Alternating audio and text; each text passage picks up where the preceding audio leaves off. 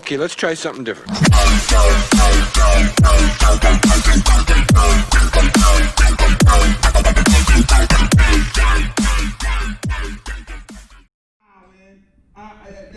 Anytime you fish an inlet, it's like almost automatic outgoing water, right? But if you look at the channel, there's not a lot of structure in this channel, right? It's just kind of deep water. Maybe some rocks right here, but then you had a point right here. But what I was really interested in was this cove. You know, first time fishing, I've never been there before. So I'm looking at this cove, and I'm seeing deeper water here. This looks like a shelf here or something. And I like these edges. Now when you're fishing a cove, one of the reasons I want to know if it's incoming or outgoing water, because if it's incoming moving this way, what's going to happen, it's going to build up, and then it's going to shoot out at this point, right?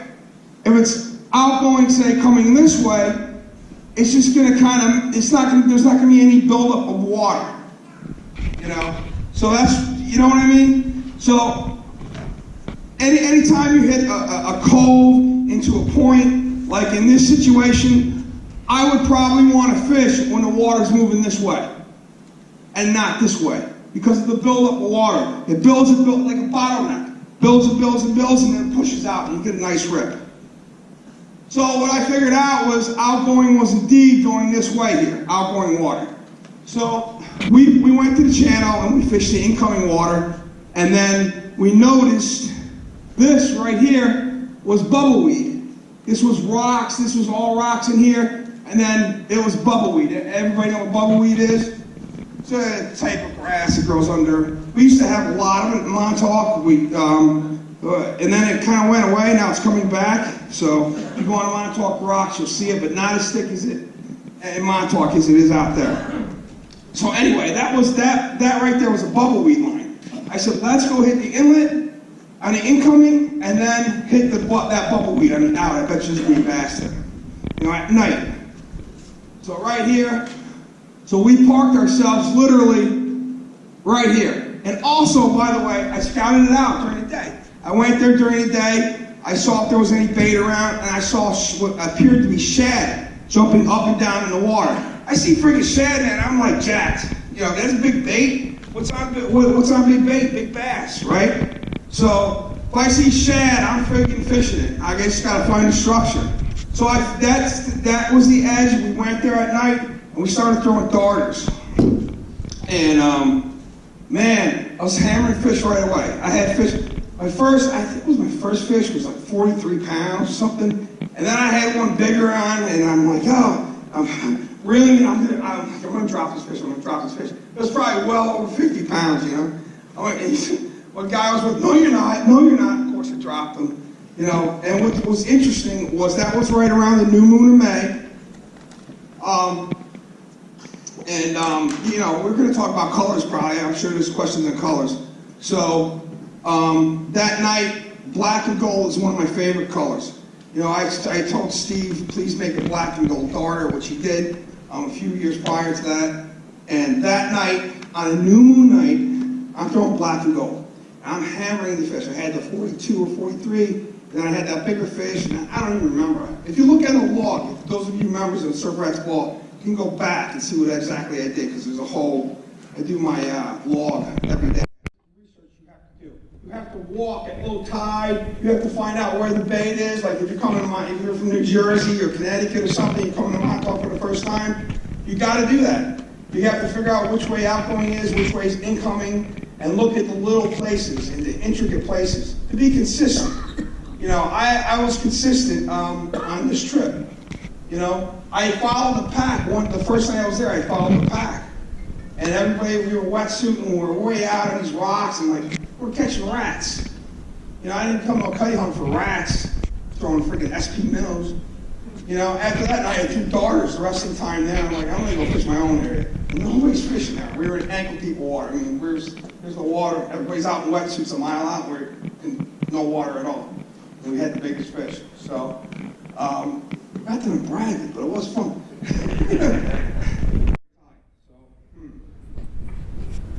Well, it kind of depends on the area, doesn't it? You know, some areas you're going to want high out water, some areas you're going to want low out, some areas you're going to want high out with southwest winds, some areas you're going to want low out with northeast winds. It depends specifically on the area that you're fishing. So you take Back Bay water area, and what do we have? I mean, this is a drain. So it's called a drain because this area goes into another estuary. Goes back into the estuary, and the estuary drains out and funnels out through here. So if I'm fishing in an area like this, I'm just coming to the first time site. I'm definitely going to target, what do you guys think? Yeah, high out, low out, in between. High out. The reason I would pick high out, I would choose immediately high out, is because at low, there's going to be no water there. At high, the water might be, I don't know what it is in that spot, but it might be like 10 feet. At low, it might be way down in here. There's no water there. Plus, on the outgoing, everything's getting flushed out. See all this cordgrass here? Got all this cordgrass here. On the edge of this cordgrass and in, this is all water here. You can't see it, this is all water. So the bait comes in here, hides in here. As the tide's going out, the bait releases too. So the fish are just keying up. So I see that as an automatic. To me, a drain is almost always, 99.9% of the time, a high out area, right? And you think of maybe from here to there. That's it. That's the spot. That spot down there, 40 yards down the beach, may be a completely different type of structure and a completely different tide that you want. So that's what I'm saying. There is no best. So you hear that, come to the surfer at the ball and I'll tell you something different. This is the Back Bay spot. You know, you think of Back Bay spots and you think of, they're mostly outgoing water spots, Back Bay spots, right? Because everything's getting flushed out, everything's getting flushed out in the cordgrass and the grass and the mud, and everything's getting flushed out on the outgoing water. So when I first started fishing this spot, I constantly went there in the outgoing water because that's what I was thinking. Oh, it's Back Bay, it's going to be outgoing water. I was fishing high out, low out, medium out, through the whole freaking tide. And I wasn't banging fish like I thought I should be. You know, I was catching them here and there. So then I'm thinking, I mean, I should practice what I preach because I wasn't even looking at it. I didn't see it. One day I'm back there at night and something clicked. And what clicked is what we just kind of discussed.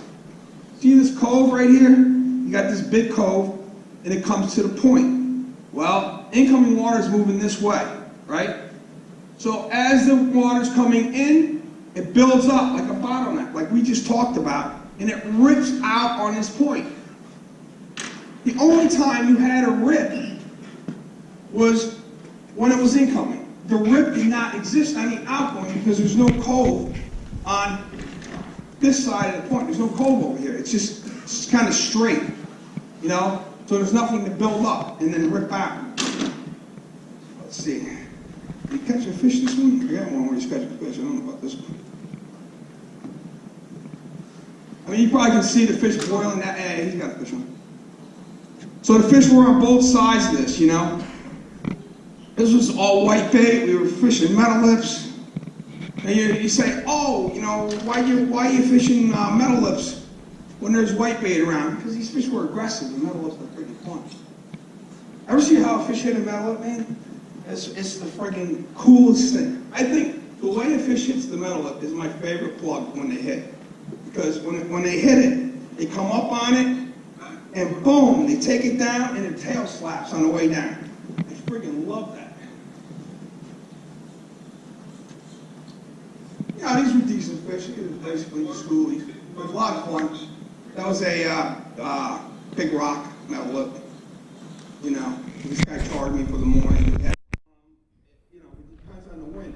You know, I'll give you an example. Let's see. Is that an example?